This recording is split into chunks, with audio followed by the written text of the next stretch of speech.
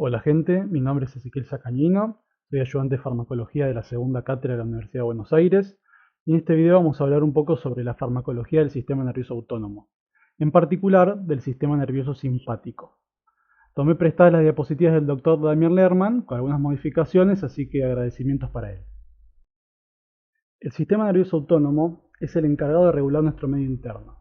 Como el nombre lo indica, trabaja de forma independiente de nuestro estado de conciencia y responde a factores tanto metabólicos como cardiovasculares e incluso factores emocionales. A su vez, podemos subclasificarlo en un sistema nervioso simpático, parasimpático y entérico. Dejando el entérico de lado, el sistema nervioso parasimpático y el simpático actúan habitualmente en sinergismo y casi siempre de formas opuestas, para poder ir regulando las funciones de los distintos órganos.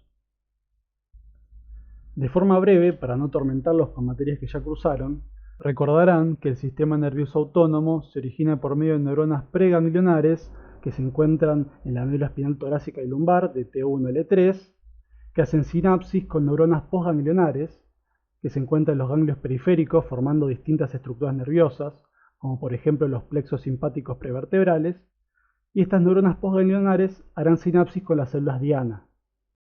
Como podemos ver en esta imagen, que está un poco más detallada, cortesía del Boron de Fisiología, tenemos la sinapsis tanto del sistema parasimpático como simpático. En ambos casos, las fibras preganglionares van a utilizar acetilcolina como neurotransmisor. Pero en el caso de las neuronas simpáticas postganglionares, el neurotransmisor será la noradrenalina. Una excepción sería el caso de los nervios sudomotores de las glándulas sudoríparas, que son colinérgicos, y después tenemos la médula suprarrenal, donde la célula cromafin actuaría como una especie de neurona postganglionar liberando adrenalina. Bueno, acá unas animaciones muy lindas que hizo el doctor Lerman. Sistema nervioso central, sistema nervioso periférico, que a su vez se divide arriba en sistema nervioso autónomo y sistema nervioso somático abajo. Fibra preganglionar, que hace sinapsis con la postganglionar en el ganglio autónomo, luego la unión neuroefectora, y recordando los neurotransmisores acetilcolina en la preganglionar y en la postganglionar noradrenalina, adrenalina y dopamina. La división y esta imagen que les dejo yo, mucha suerte a los que están usando un celular para ver el video, pero los que estén en una computadora con una pantalla más grande pueden pausarlo y ver todas las funciones del sistema nervioso simpático y el parasimpático. Bueno, para adentrarnos de lleno al sistema nervioso simpático, una imagen muy simpática. En esta imagen de Buscando a Nemo podemos ver cómo las situaciones de miedo o de estrés desencadenan el reflejo de lucha-huida por un aumento del tono simpático. Esta otra imagen, representativa de cualquiera de nosotros rindiendo un final, vemos como por un lado aumenta la secreción de corticosteroides y por otro lado el aumento del tono simpático va a provocar mayor respuesta cardiovascular, aumento de la respiración, de la sudoración, del flujo sanguíneo de los músculos esqueléticos. También va a provocar aumento de la fuerza, tanto en el músculo esquelético como en el músculo cardíaco, y aumento de la actividad mental o estado de alerta. Ahora hablar brevemente de la parte más aburrida, la síntesis de catecolaminas. Vamos a nombrar la más importante, que es la conversión de L-tirosina a DOPA por la enzima tirosina hidroxilasa, que no solo es el paso limitante de la síntesis, sino que es una enzima específica de aquellas células que contienen catecolaminas. En el caso de las neuronas postganglionares simpáticas, el último producto de la síntesis, que es la noradrenalina, inhibe a la enzima tirosina hidroxilasa, por lo tanto regula la síntesis. La última enzima, que ni me voy a gastar en pronunciar, es la encargada de transformar la noradrenalina a la adrenalina, y esta enzima se encuentra en la médula adrenal, en las células A y también en algunas neuronas del encéfalo. Habiendo hablado un poco sobre la síntesis de catecolaminas, quedan hacer unos comentarios sobre el almacenamiento de las mismas en las vesículas sinápticas. Esto es logrado por el BMT, que es el que tenemos acá, que mediante un gradiente protónico logrado por una ATPasa logra ingresar todos estos posibles sustratos. Como habíamos hablado antes, La dopamina beta-hidroxilasa es una enzima que se encuentra en la membrana de la vesícula y se va a encargar de transformar la dopamina que entre en noradrenalina. Además, acá podemos ver un fármaco, la reserpina, que lo que hace es bloquear todo este mecanismo que se encuentra acoplado para el ingreso de monaminas. Como podrán imaginar, ¿cuál va a ser el efecto de la reserpina? Básicamente, generar lentamente una depresión del contenido de catecolaminas en las vesículas. Además, hay que prestar atención acá a un nombre, la tiramina, ya que a partir de ella surge el concepto de falso neurotransmisor. Cuando hablamos de falso neurotransmisor, nos referimos a una molécula que no tiene acción intrínseca como neurotransmisor, pero que es capaz de desplazar a los verdaderos neurotransmisores de la vesícula sináptica. La tiramina se encuentra en varios alimentos y es sintetizada por la flora bacteriana, pero normalmente no genera ningún efecto clínico, porque no llega al compartimiento sistémico. ¿Por qué es esto? Dentro de la degradación de catecolaminas tenemos dos enzimas, la COMT y la que vemos acá, la MAO. La MAO tiene dos isoformas, A y B, y además de estar en neuronas, se encuentran otros tejidos como el hígado y el epitelio intestinal. Justamente la MAO que se encuentra en el epitelio intestinal es la encargada de degradar la tiramina, evitando que entre el componente sistémico. Si administramos un inhibidor de MAO, que existen obviamente, vamos a tener una acumulación de tiramina. Esta tiramina va a entrar a la vesícula sináptica, se va a metabolizar por la dopamina beta-hidroxilasa a octopamina y va a ocupar espacio que debería estar ocupando el verdadero neurotransmisor, la noradrenalina, ejerciendo justamente el síndrome tiramínico o síndrome del queso. Bueno, esto es básicamente una animación para que vean cómo la noradrenalina es liberada por exocitosis de las vesículas sinápticas para justamente en la brecha sináptica ejercer su efecto como neurotransmisor. Luego, parte del reciclado es la captación, acá tenemos captación 1 neuronal, por ejemplo, por el NET, que va a hacer que entre nuevamente, después, bueno, la captación extraneuronal, que luego sea degradado por la MAO y que empiece nuevamente el ciclo. Acá de forma más completa, como repaso de lo que estuvimos hablando, cómo ingresa la tirosina, la L-tirosina, y empieza todo lo que es la síntesis de catecolaminas.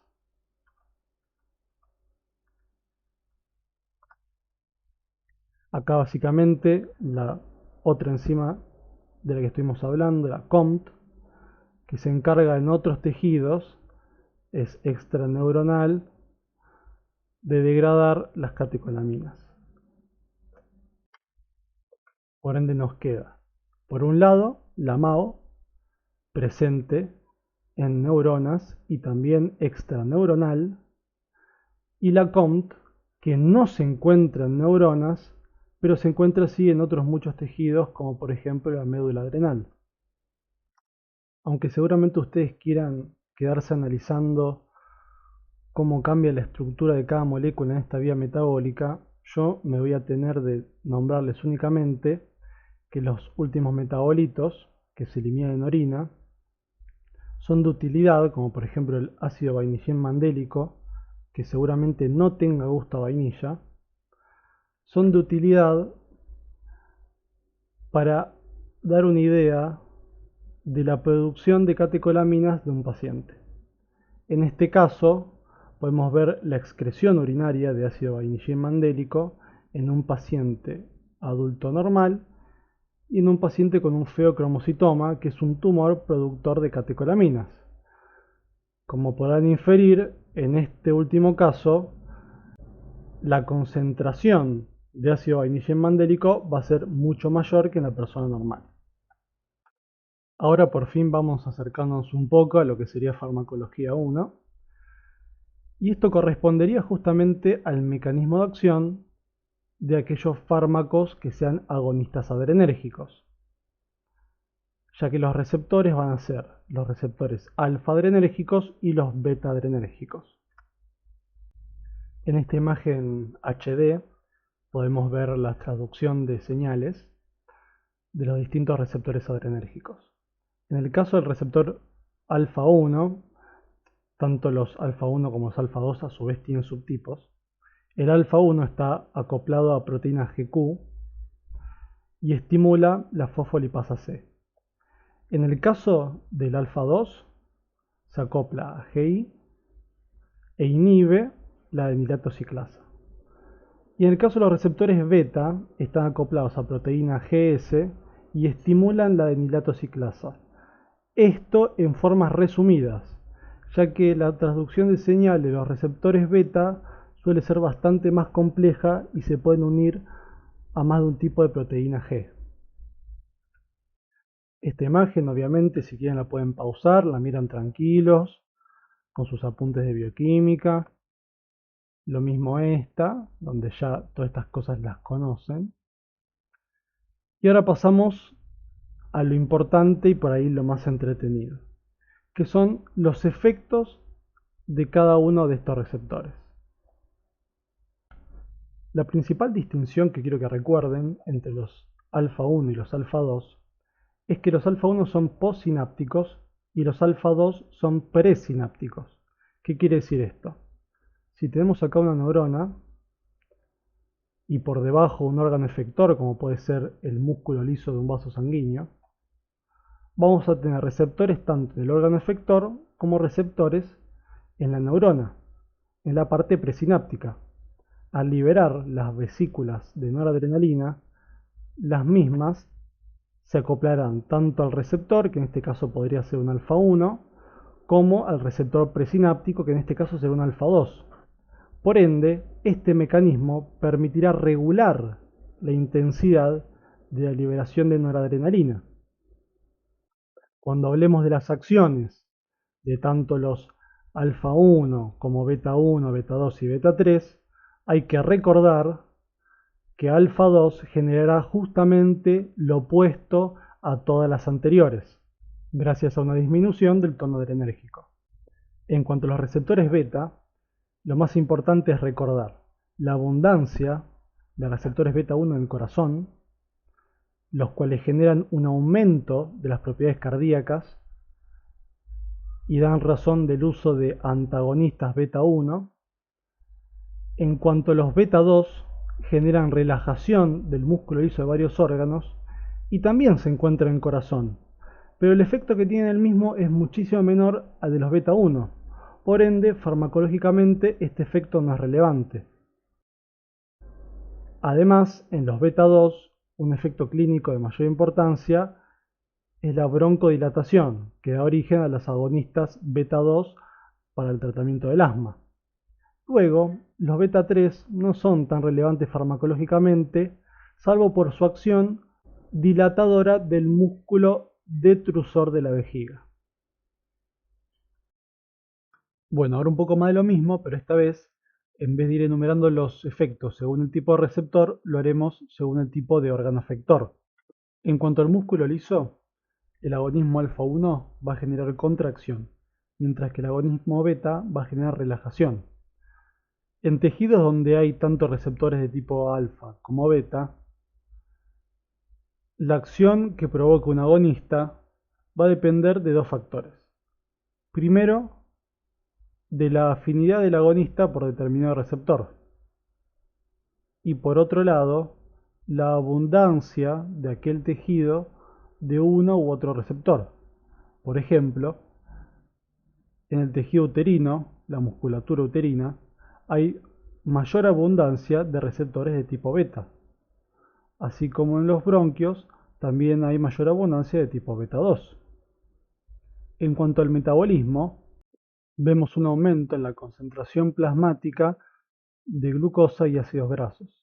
Esto se debe principalmente a agonismo beta 1, pero además debido a agonismo a alfa 2, tenemos inhibición de la secreción de insulina, lo que va a contribuir al efecto hiperglucemiante. Estas acciones no influyen mucho en el uso terapéutico de estos fármacos, pero sí en los efectos adversos que puedan llegar a provocar. En cuanto al hígado y el músculo esquelético, el agonismo beta aumenta la glucogenólisis.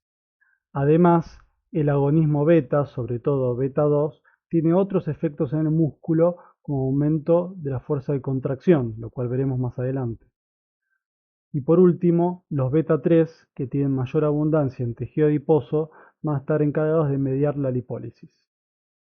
Dentro del sistema cardiovascular, las acciones sobre los vasos sanguíneos son obviamente análogas de los efectos en el músculo liso. El agonismo alfa 1 genera contracción, mientras que el agonismo beta 2 genera relajación. En cuanto al corazón, primará la acción beta 1, incrementando las 4 propiedades cardíacas. De todas formas, a pesar que el tejido miocárdico tenga una concentración muy baja de receptores alfa 1, no quiere decir que el agonismo alfa 1 no tenga ningún efecto en la función cardíaca. Por el contrario, los incrementos que genera el agonismo alfa 1 en la tensión arterial pueden generar, por mecanismo reflejo vagal, disminuciones en la frecuencia cardíaca, provocando bradicardia. Como se habrán dado cuenta, cada receptor tiene decenas de efectos. Y podríamos dar una clase entera hablando únicamente de los efectos de los receptores alfa 1. De todas formas, para tranquilizarlos, lo más importante es que recuerden los efectos que tienen relevancia farmacológica. Por ende, en estos cuadros vamos a ir repasando cada uno. En cuanto a los alfa, pueden ver que abajo de todo se ordena de forma decreciente la afinidad de algunos agonistas por los receptores alfa. La noradrenalina, de mayor afinidad, seguido por la adrenalina y por último el isoproterenol, que es un agonista sintético. En cuanto a los receptores alfa 1, habíamos dicho que son posinápticos y que generan constricción. En cuanto a los alfa 2, dijimos que eran presinápticos que modulaban de forma negativa el tono adrenérgico y que por otro lado también se encuentran posinápticos generando constricción, al igual que alfa 1, con la diferencia de que se encuentra en mayor abundancia en el sistema nervioso central. En los receptores beta podemos ver que las afinidades se encuentran invertidas. En este caso, el de mayor afinidad es el isoproterenol, seguido por la adrenalina y por último la noradrenalina. En cuanto a los beta 1, habíamos hablado que estimulaban las propiedades cardíacas. Pero además, debido a que se encuentra el aparato yuxtaglomerular, también aumenta la secreción de renina. Estos efectos son importantes porque tienen efectos deleterios en patologías como por ejemplo la insuficiencia cardíaca. Dentro de los receptores beta, lo más importante es el efecto broncodilatador, como a su vez la relajación que tiene el músculo liso. De todas formas, también se pueden encontrar a nivel presináptico, pero en este caso no solo se encuentra en el sistema nervioso somático, sino que en vez de ejercer inhibición, van a ejercer estimulación del tono adrenérgico. En cuanto a los beta 3, habíamos hablado que se encontraban en tejido adiposo, que mediaban la lipólisis, pero desde el punto de vista farmacológico, el efecto más importante es el de relajación del músculo detrusor. Acá tiene una imagen muy linda, la cual ustedes después podrán pausar y ver cada efecto de forma separada. Otra, para que pausen el video y no tenga que estar leyendo todo 20 veces. Acá tenemos para recordar de forma pixelada y animada cómo los beta 1 generan estimulación, como en los vasos sanguíneos los alfa 1 generan contracción y los beta 1 relajación. En el caso de los alfa 1, la contracción es sobre todo en el territorio de la piel y también al territorio esplánico, como también obviamente la irrigación del músculo esquelético. En el músculo liso es imposible olvidar el efecto de los beta 2 como relajadores que generan broncodilatación, como también en el músculo uterino. Aunque los alfa 1 generan contracción, se encuentran en mucha menor abundancia que los beta 2. En el aparato digestivo, a modo de resumen, el sistema simpático inhibe la digestión y las funciones gastrointestinales, pero en cuanto a cada receptor, tanto los alfa como los beta van a generar relajación del músculo liso, y en cuanto a los beta se debe al efecto presináptico de los alfa 2 en la inhibición de transmisores excitatorios. Además, los alfa generan contracción de los esfínteres del aparato digestivo. En la vejiga tenemos, por un lado, el efecto en relajación de tanto los beta 2 como los beta 3, y en cuanto a los alfa 1 tenemos la contracción del trígono y los esfínteres vesicales. En el ojo, por medio de alfa 1, vamos a tener aumento del tamaño pupilar, que esto se conoce como midriasis, y es muy importante, como verán en la próxima clase de colinérgicos, poder diferenciarlo de estados como la miosis. Esto que vimos recién, aumento del tamaño pupilar, la midriasis. Al fin llegamos a la razón de ser de esta clase, que es hablar sobre fármacos adrenérgicos. Y nuevamente, para que recuerden el efecto de la midriasis, tenemos un gatito con midriasis. Cuando hablamos de fármacos adrenérgicos, tenemos tanto fármacos simpaticomiméticos como simpaticolíticos. Cuando hablamos de simpaticomiméticos, como el nombre lo indica, van a producir un efecto similar a la estimulación de las fibras simpáticas postganglionares. En cuanto a los simpaticolíticos, van a antagonizar el efecto del sistema adrenérgico. Pero a su vez, dentro de los simpaticomiméticos, podemos clasificarlos según cómo sea la acción. Puede ser una acción directa, haciendo agonismo directamente sobre receptores de tipo alfa o beta, o también buenos receptores de dopamina. Una acción indirecta, que puede ser generada por diversos mecanismos, como por ejemplo producir el desplazamiento de catecolaminas, lo cual genera su liberación. Se puede inhibir la recaptación de noradrenalina, y también faltaría agregar que se puede bloquear las enzimas metabolizadoras como la MAO y la COMT. Y por último, una acción mixta, que es una mezcla de acciones directas con acciones indirectas. A los de acción directa podemos decirles agonistas adrenérgicos, y tenemos varios que cambian sobre todo en la selectividad que tengan por los receptores adrenérgicos. Por ejemplo, la adrenalina y noradrenalina son no selectivos, ya que se unen tanto a receptores alfa como beta. El caso, por ejemplo, del salbutamol es un selectivo beta 2. El isoproterenol o isoprenalina es no selectivo, pero beta, es decir, se une tanto beta 1 como beta 2. Y el resto los veremos más adelante. En los de acción indirecta tenemos principalmente la anfetamina y la cocaína. En el caso de la anfetamina, el principal mecanismo de acción es desplazar a la noradrenalina de las vesículas sinápticas, generando su liberación. Y en cuanto a la cocaína, el principal efecto es inhibir la recaptación de noradrenalina mediante la inhibición del NET.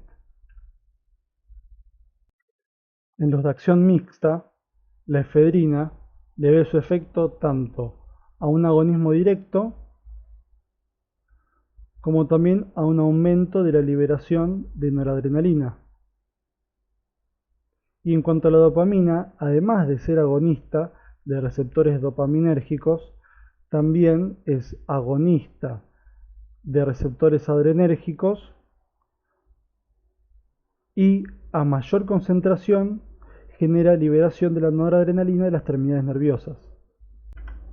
Bueno, en este esquema podemos ver el mecanismo de acción de dos de los simpaticomiméticos de acción indirecta.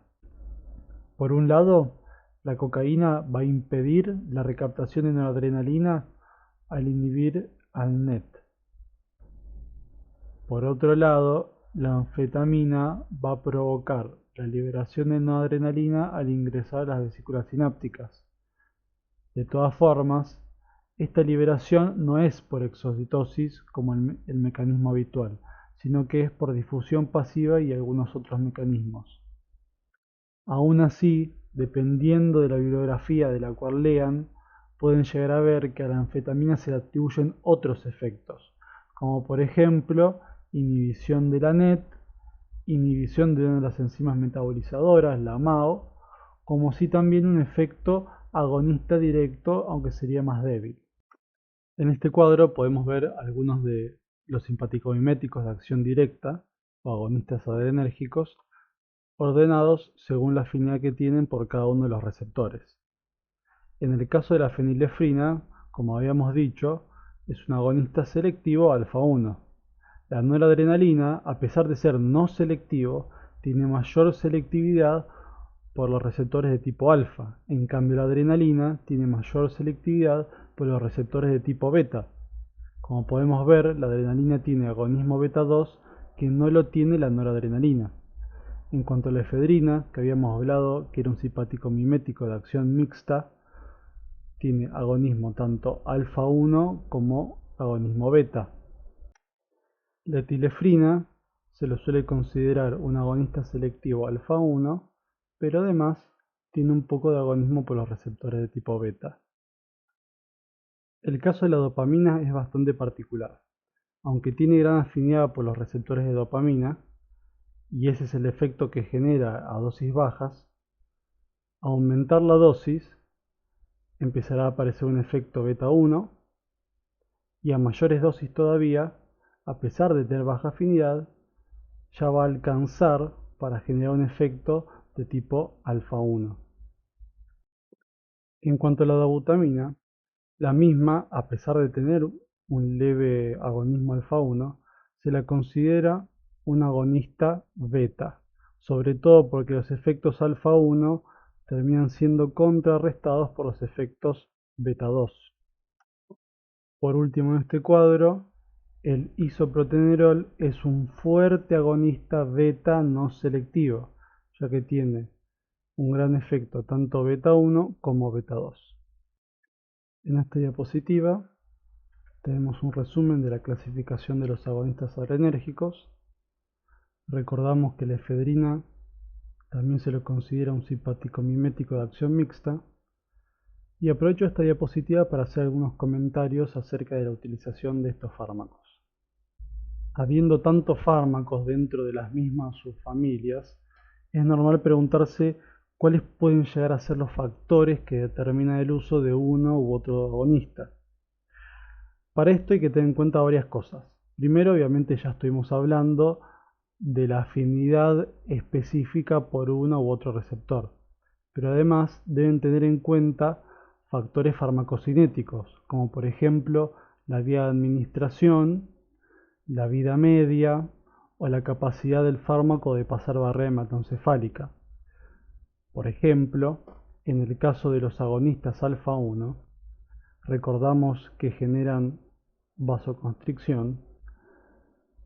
La etilefrina se ha administrado por vía endovenosa como un antihipotensivo. En cambio, la nafasolina se administra por vía intranasal como descongestivo, al generar vasoconstricción local.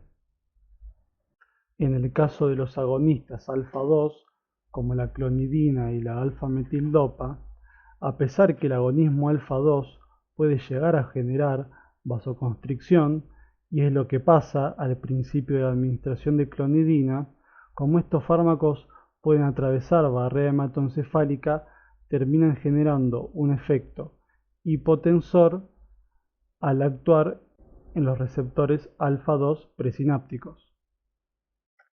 En cuanto a otros fármacos, han ido bajando sus usos a medida que han surgido drogas más selectivas. Es el caso del isoproterenol, que antes ha sido utilizado para el tratamiento de asma y ha sido reemplazado por agonistas beta 2 selectivos como el salbutamol. Bueno, ahora es el momento de concentrarnos en algunos fármacos de forma puntual. El primero es la efedrina. Habíamos hablado que era un simpático mimético de acción mixta, ya que generaba por un lado la liberación de noradrenalina y por otro lado tenía agonismo directo tanto por receptores alfa como beta. Como podrán ver, tiene varios efectos, pero los mismos van a depender obviamente de la vía de administración. Como colirio, solo se utiliza el efecto vasoconstrictor para su uso como descongestivo ocular, pero si se lo administra por vía oral, los efectos son otros. Como puede pasar barrera hematoencefálica, tiene un efecto estimulante del sistema nervioso central. Este efecto se debe a un aumento de la liberación de noradrenalina y dopamina en la sustancia negra. Además, se lo ha usado en deporte, ya que genera termogénesis dependiente de lipólisis y por ende disminución de peso. La fenilefrina, recordamos, tenía un efecto agonista alfa-1 selectivo, por lo tanto va a generar vasoconstricción. Los usos que se le pueden dar obviamente van a depender de la vía de administración. Tanto por vía oral como sobre todo por vía endovenosa se puede utilizar para corregir la hipotensión, ya que va a generar una vasoconstricción generalizada, y por vías como la intranasal se puede usar como descongestivo. Además existen pomos para usar en el tratamiento de las hemorroides y también existen soluciones oftálmicas para descongestivo ocular y también como agente midriático. Ahora nos toca hablar de una de las moléculas más representativas dentro de los simpaticomiméticos de acción directa, que es la noradrenalina. Se la suele estudiar en comparación con la adrenalina, así que cuando lleguemos a esta última vamos a ir viendo las similitudes y diferencias que tienen cada una. Por lo que hablamos al principio de la clase, sabemos que es el neurotransmisor fisiológico de las neuronas postganglionares simpáticas, sabemos que obviamente es un agonista adrenérgico y en cuanto a las afinidades genera un agonismo tanto alfa 1 como alfa 2 y un agonismo beta 1. No tiene, o mejor dicho, tiene muy poca afinidad por los receptores de tipo beta 2. Como imaginarán, los efectos son muchísimos y son todos analizables según la afinidad por estos receptores. Por ejemplo, a nivel de la tensión arterial, la va a aumentar mucho más que la adrenalina. En cuanto a la frecuencia cardíaca, la va a disminuir. ¿A qué se debe esto? Ustedes pueden decir, bueno, si tiene beta 1 debería aumentar la frecuencia cardíaca. Pero esto no es el caso, ya que debido al agonismo alfa, sobre todo alfa 1, el aumento de la TA va a terminar generando de forma refleja la disminución de la frecuencia cardíaca. Gran parte del aumento de la TA se debe obviamente a la gran vasoconstricción que genera por agonismo alfa 1 y además, por más que baje la frecuencia cardíaca, otras propiedades cardíacas sí se ven aumentadas por el agonismo alfa 1, como por ejemplo el inotropismo. En cuanto a la farmacocinética, es un fármaco que no tiene biodisponibilidad oral. Se lo puede administrar de varias formas, pero sobre todo por vía endovenosa y sobre todo por una vía central. Existen, según los usos, otras formulaciones, como la intramuscular en el caso de la anafilaxis. Recordando el principio de la clase, el metabolismo de la noradrenalina está llevado a cabo por la enzima MAO y por la enzima COMT. Y como también dijimos, la eliminación es por vía renal. En cuanto a los efectos adversos, cuando terminemos de nombrar todos los agonistas, vamos a ir listando cada uno, ya que la mayoría son comunes a extensiones de los efectos terapéuticos. En el caso de la noradrenalina, sí hace una mención especial debido a la gran vasoconstricción que genera, que es lo más importante que se tiene que acordar de este fármaco, que puede generar, por un lado, necrosis tisular, al extravasarse cuando se administra por vía endovenosa, y por otro lado, lesión renal, insuficiencia renal, también por la lesión isquémica que produce la gran vasoconstricción. Este último caso es un poco discutido porque, bueno, a veces puede terminar siendo renoprotector al aumentar el flujo renal, sobre todo en los casos de gran vasodilatación. Como dijimos recién, los efectos van a depender de la dosis y son razonables según las afinidades que habíamos estado hablando por ciertos receptores. Como dijimos recién, los efectos dependen de la dosis y son posibles de razonar si tenemos en cuenta las características que mencionamos antes acerca de la afinidad. Cuando se administra dosis bajas, va a primar la afinidad por los receptores de tipo beta y va a tener un efecto inodilatador. Dilatador por la vasodilatación que genera el agonismo beta 2, mientras que el efecto inotrópico se va a deber al aumento de las propiedades cardíacas que genera el agonismo beta 1 y dibujamos un corazón. A dosis medias empiezan a ocuparse además receptores de tipo alfa 1, lo que va a generar un efecto inoconstrictor. Mientras que el agonismo beta 1 sigue aumentando las propiedades cardíacas, esta vez al aparecer agonismo alfa 1, la balanza se va a inclinar hacia el lado de la vasoconstricción. Esto se resume, por un lado, un aumento de la resistencia vascular periférica, del gasto cardíaco y de la tensión arterial, que se debe, por un lado, a la vasoconstricción que mencionamos y por otro, al aumento de la frecuencia cardíaca, como también al aumento del inotropismo. Si administramos dosis altas, va a ser más prominente el efecto vasopresor debido al agonismo alfa 1. Si la hipertensión arterial provocada es lo suficientemente intensa, puede incluso disminuir la frecuencia cardíaca por reflejo vagal. La presencia de estos efectos distintos, opuestos uno del otro, generados por la misma molécula, es parte de lo que se conoce como el efecto Dale, y los invito a leer un poco de los experimentos de Henry Dale allá por el 1900 para entender un poco el concepto. Aún sin hablar de los fármacos, mirando solamente este gráfico, podríamos tener una aproximación bastante acertada de las características farmacodinámicas de cada uno. Como podemos ver en la noradrenalina, hay un aumento marcado tanto de la presión sistólica como de la presión diastólica. Quiere decir que hay un predominio del efecto vasoconstrictor provocado por el agonismo de los receptores alfa 1. A pesar de tener agonismo beta 1, sabemos que el mismo es menor que el agonismo alfa 1. Por ende, la frecuencia cardíaca va a llegar incluso a disminuir debido a el reflejo provocado por el aumento de presión arterial. Si observamos la adrenalina, podemos ver que el caso es bastante distinto. Por un lado, podemos ver un gran aumento de la frecuencia cardíaca que, como sabemos, es debido a la fuerte afinidad por los receptores beta 1. Por otro lado, vemos un aumento de la presión sistólica que es menor comparable a la noradrenalina y que puede ser explicado por este aumento de las propiedades cardíacas provocado por el agonismo beta 1. En cuanto a la presión diastólica, podemos ver una disminución que es debida a la vasodilatación del territorio correspondiente al músculo esquelético provocada por el agonismo beta 2.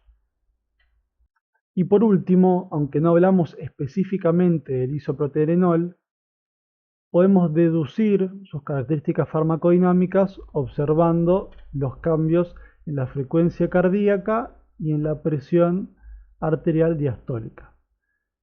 En la frecuencia cardíaca, este gran aumento se debe obviamente a un fuerte agonismo beta 1, que también es responsable por un incremento más modesto de la presión sistólica. Por otro lado, la marcada disminución de la presión diastólica se debe a un agonismo de tipo beta 2, que coinciden con lo que habíamos hablado antes del isoproterenol como agonista no selectivo de los receptores beta. De los efectos de la dopamina habíamos hablado un poco, pero los vamos pasando en limpio. Al igual que la adrenalina, son dosis dependientes. y a medida que vamos incrementando la dosis, los efectos se dan en el siguiente orden. Al principio hay agonismo de los receptores D1, que estimulan adenilato ciclasa y provocan vasodilatación. Al incrementar la dosis, empieza a aparecer agonismo de tipo beta 1, que como podrán imaginar va a aumentar la frecuencia cardíaca y la tensión arterial, sobre todo sistólica. Seguimos el aumento y esta vez vamos a provocar aumento de la liberación de la noradrenalina en las terminales nerviosas. Y con una dosis todavía mayor va a empezar a aparecer agonismo alfa 1 que va a generar vasoconstricción generalizada. Como ya habrán estudiado en algún momento, la dopamina tiene importantes efectos en el sistema nervioso central. De todas formas, no los nombramos porque al administrarse por vía endovenosa no pasa barrera hematoencefálica. El resto de las características farmacocinéticas son muy parecidas a las de la adrenalina y la noradrenalina. Se administra principalmente por vía endovenosa en goteo, no tiene biodisponibilidad oral, va a ser metabolizada por la MAO y la COMT y se eliminará por vía renal. Los efectos adversos hablaremos luego, pero al igual que la noradrenalina, la potente vasoconstricción por efecto alfa 1 puede generar necrosis isquémica. A la dobutamina la solemos clasificar como un agonista beta no selectivo, pero es un poco más complicada. Como posee un centro de asimetría, tiene un isómero negativo y uno positivo. En cuanto al negativo, tiene un potente agonismo de tipo alfa 1 y también tiene agonismo beta.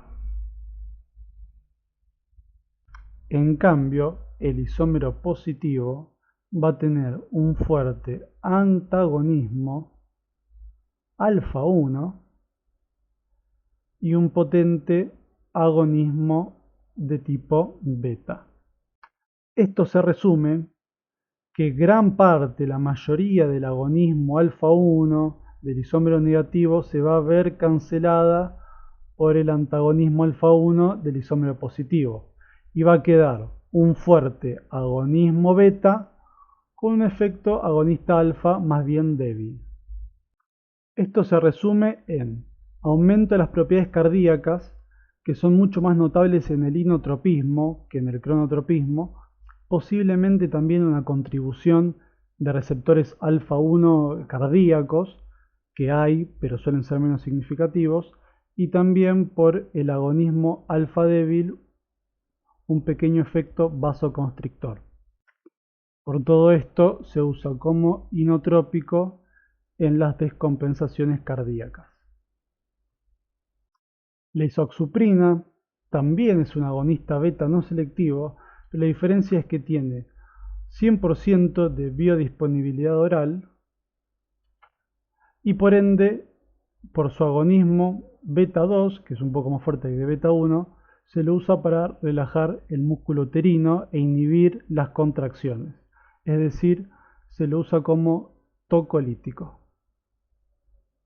También, por la vasodilatación beta 2, se lo usa en otras patologías como el fenómeno de Raynaud. La clonidina, al igual que la alfa-metilnoradrenalina, es un agonista selectivo alfa 2. Se puede dar por vía oral y pasa barrera hematoencefálica, lo que lo permite actuar en receptores alfa 2 de tipo presinápticos para disminuir el tono simpático. De esta forma logra disminuir la presión arterial, por eso se usa en hipertensión severa e hipertensión del embarazo, y por el efecto a nivel del sistema nervioso central genera somnolencia y se usa para analgesia y sedación. Ahora que ya hablamos de todos los agonistas importantes, vamos a hacer un resumen de forma general de los efectos adversos de estos fármacos. Como regla general, los efectos adversos van a depender de la afinidad del fármaco por uno u otro receptor. Por eso vamos a clasificarlos según el receptor que genera el efecto adverso.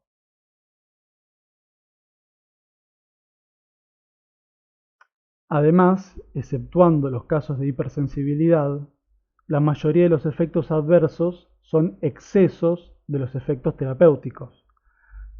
Empezando con los receptores de tipo alfa 1, primero recordamos que los efectos adversos van a estar relacionados según dónde actúa el fármaco. Cuando se administra como descongestivo, solo va a generar sequedad en mucosas y posible irritación, y también una vasodilatación de rebote cuando se discontinúa el fármaco. En cambio, si se administra por vía sistémica, puede generar necrosis isquémica, hipertensión arterial y, si la vasoconstricción es muy intensa, insuficiencia renal. Pasando a los alfa 2, la sedación puede ser tanto un efecto terapéutico como un efecto adverso según el propósito por el que se usa el fármaco. Y por otro lado, dentro de los efectos adversos también se encuentra la disfunción sexual. Dentro de los beta 1 está la taquicardia, el infarto agudo de miocardio, que se debe a un mayor consumo de oxígeno, las arritmias y después otros más generales como por ejemplo cefalea, mareos, intranquilidad y todos esos efectos que se generan normalmente en los estados de aumento del tono adrenérgico. Dentro de los beta 2, como por ejemplo el salbutamol y el salmeterol, el principal efecto adverso es el desarrollo de tolerancia y además puede llegar a generar en dosis altas temblor. Si se dan por vía parenteral, puede aumentar las concentraciones de ácidos grasos en plasma, como también la de la glucosa, lo que puede empeorar la hiperglucemia en pacientes diabéticos. Hasta ahí llegamos con simpaticomiméticos. Les recomiendo, como todo esto se puede enredar bastante, que luego retrocedan el video y vayan anotando las características que hacen particular a cada uno de los fármacos para poder diferenciarlos entre sí. Ahora vamos a continuar con los simpaticolíticos, que como el nombre indica, son aquellos fármacos que bloquean la función adrenérgica. Al igual que los simpaticomiméticos de acción directa, podemos clasificar a los simpaticolíticos según la afinidad por el receptor adrenérgico. Tenemos bloqueantes alfa, que a su vez se van a dividir en no selectivos y en selectivos alfa 1 y selectivos alfa 2. Con los beta bloqueantes es la misma historia y tenemos los no selectivos y dentro de los selectivos aquellos con selectividad beta 1 y los de beta 2. Acá tenemos una clasificación que está solamente para mostrar algunos ejemplos. Puede ser que por ejemplo en el libro no encuentren como antagonistas alfa a los antipsicóticos, ya que en verdad son antagonistas D2 que como acciones adicionales tienen antagonismo alfa.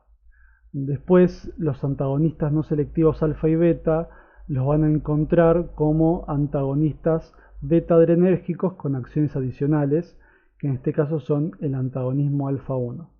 Así que para ordenarnos un poco mejor vamos a hacer la clasificación de 0. Dentro de los antagonistas tenemos los alfas y a su vez alfa no selectivos. Dentro de este grupo tenemos la fenoxibenzamina, que tiene la característica de ser irreversible,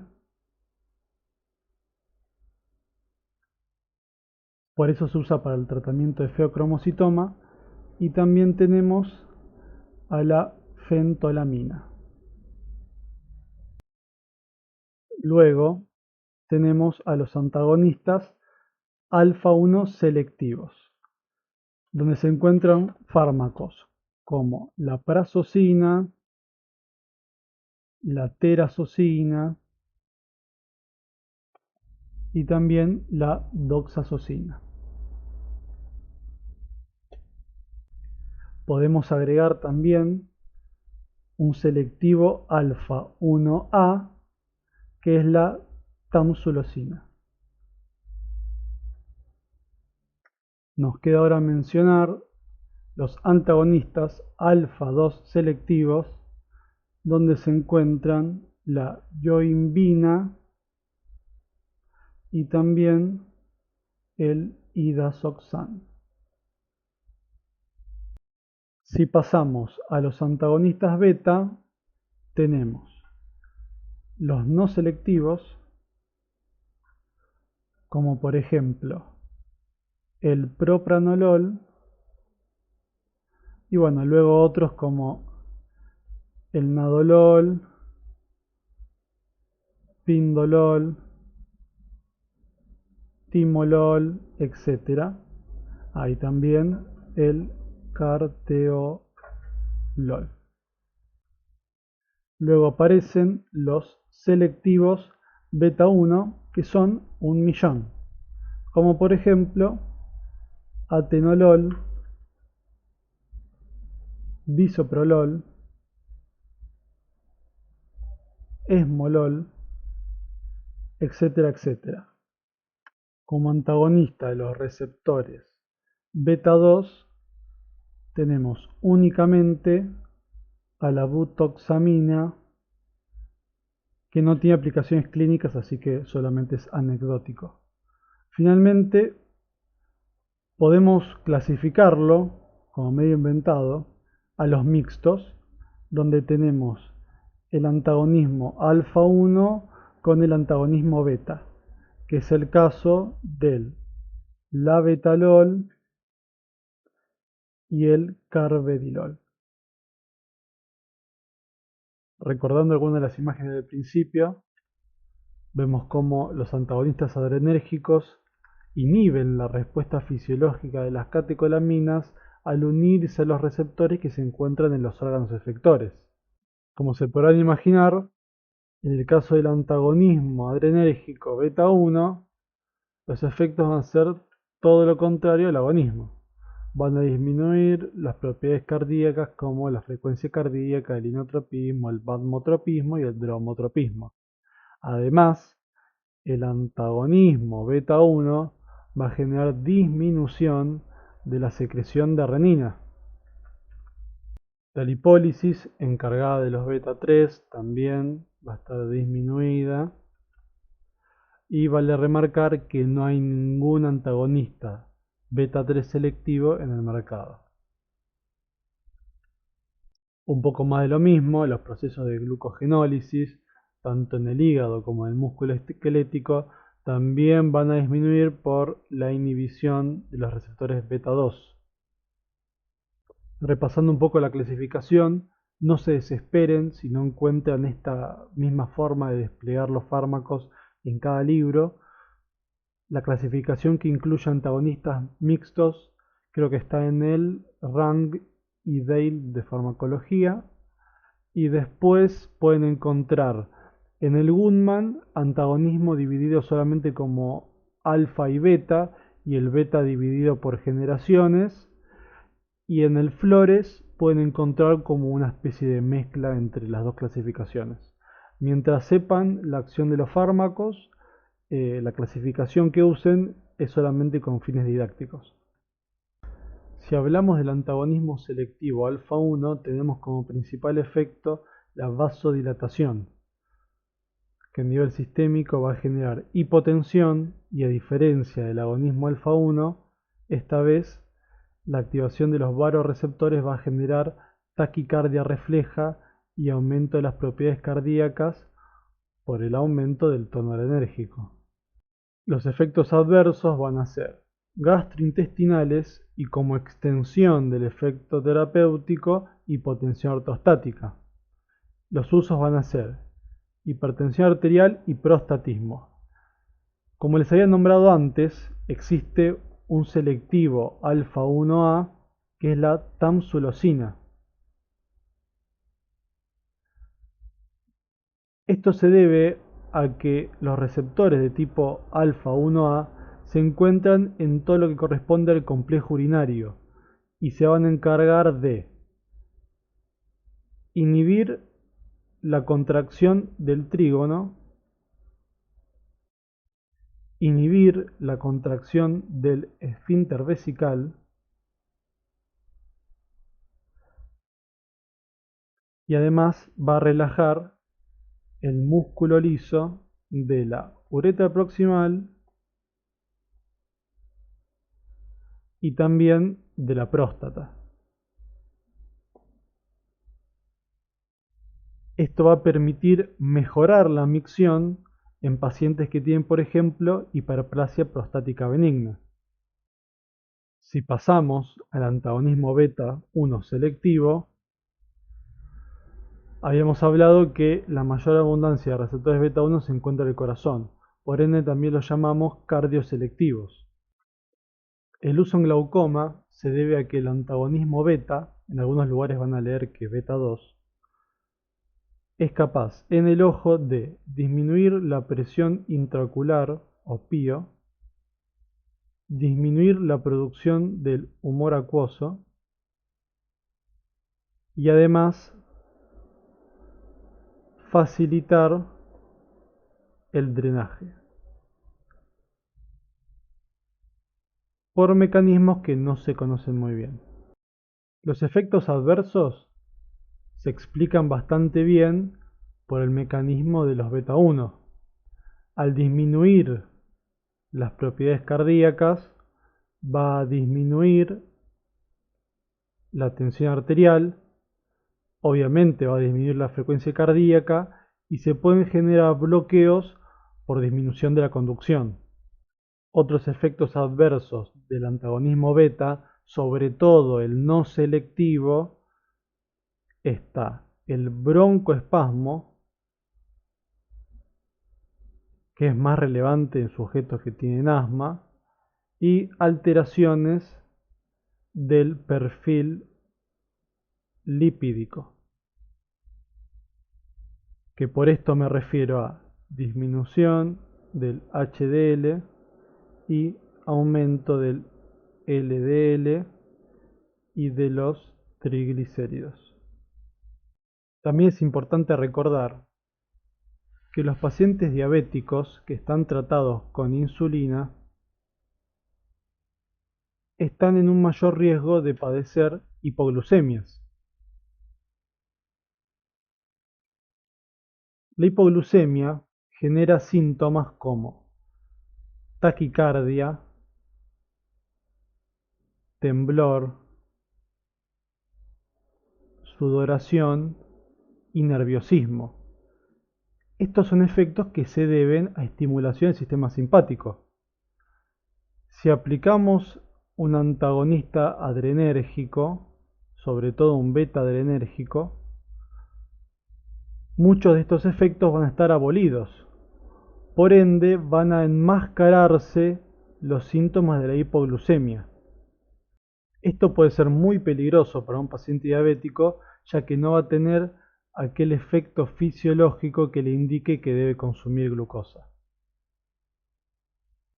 Entre los usos tenemos insuficiencia cardíaca, infarto agudo de miocardio, hipertensión arterial, ya que mejora la tensión arterial sobre todo en pacientes hipertensos por mecanismos que no se conocen muy bien, tratamiento de algunas arritmias, del temblor esencial y también de algunos cuadros de ansiedad, sobre todo en pacientes jóvenes. En el caso de los antagonistas mixtos, al efecto antihipertensivo de los beta 1 le sumamos la disminución de la tensión arterial que se provoca por el antagonismo alfa 1. Esto hace que sean particularmente eficaces para la hipertensión arterial, como el labetalol, que se usa más que nada en embarazadas, y el carvedilol, que se usa en insuficiencia cardíaca. Los beta bloqueantes se usan mucho en patologías cardiovasculares. En hipertensión arterial son fármacos de segunda línea, aunque el Dr. Lerman es un defensor de considerarlos fármacos de primera línea.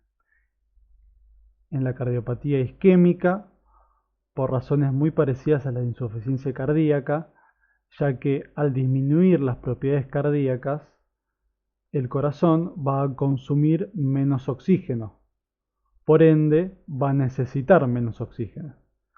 En las arritmias cardíacas, por los efectos en la conducción, en el glaucoma de ángulo abierto ya habíamos hablado, prevención de la migraña, sobre todo aquellos fármacos que pasan barrera hematoencefálica como el propranolol, y además en el hipertiroidismo para aliviar los síntomas simpáticos. Acá tiene un cuadro resumen que es bastante quilombo, pero si lo va viendo de a poco tiene mucho sentido y está ordenado según la afinidad que tiene cada fármaco por uno u otro receptor. Y con esto vamos a ir finalizando. Cada familia de fármacos es digno de tener una clase aparte, pero la onda es que tengan una introducción, un pantallazo general que les haga más fácil leer los libros. La bibliografía, como siempre, pueden leer del Goodman. Si necesitan algo más resumido como para empezar, les recomiendo que este tema lo pueden leer del Rand y Dale. Y después si no tienen el Flores, que es como un punto medio entre el Goodman y el Rand y Dale. Cualquier consulta, si necesitan el material para leer, me pueden mandar un mail a ez.saca@gmail.com. También le pueden preguntar a sus ayudantes. Y bueno, muchas gracias y vayan a estudiar.